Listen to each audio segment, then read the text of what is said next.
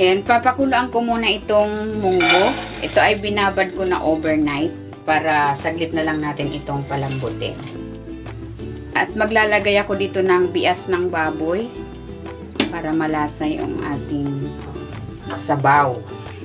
Lagyan natin ng tubig. Ng asin.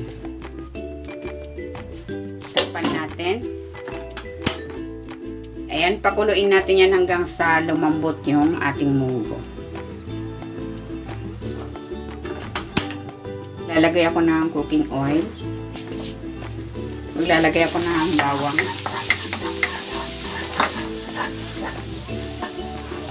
Unahin ko munang igigisa itong hipon. Titimplahan ko ito ng konting asin at ng paminta.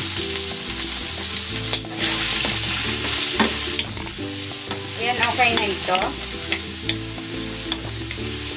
Kakanguin ko muna. Mamaya ko na ito ilalagay pag malapit ko nang hanguin yung munggo para hindi siya ma-overcook. Gigisa ko na dito yung luya.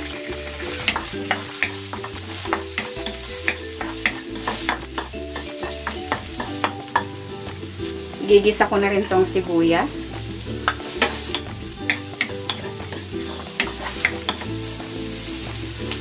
Lagay na rin natin tong bawang.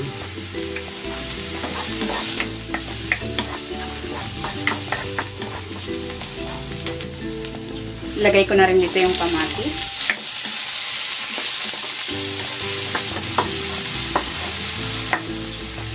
Titimplahan ko ito ng patis. At ng paminta.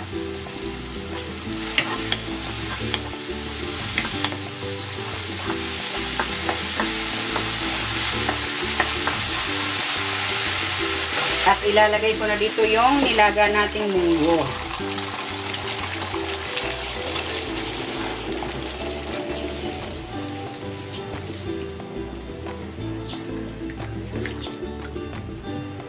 Tinanggal ko na yung buto dito.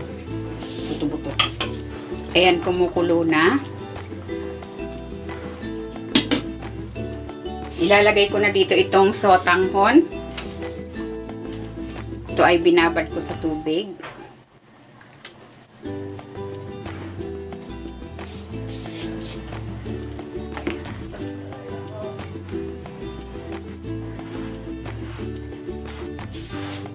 Titimplahan ko ito ng asin.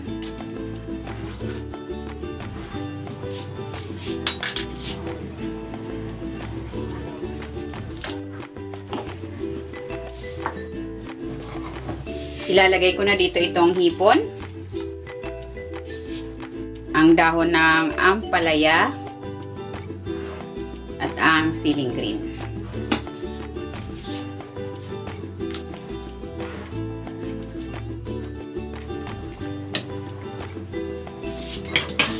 Tikman na natin. Sarap. Ito na, luto na itong ating ginisang munggo with sotanghon. Hanguin na natin ito.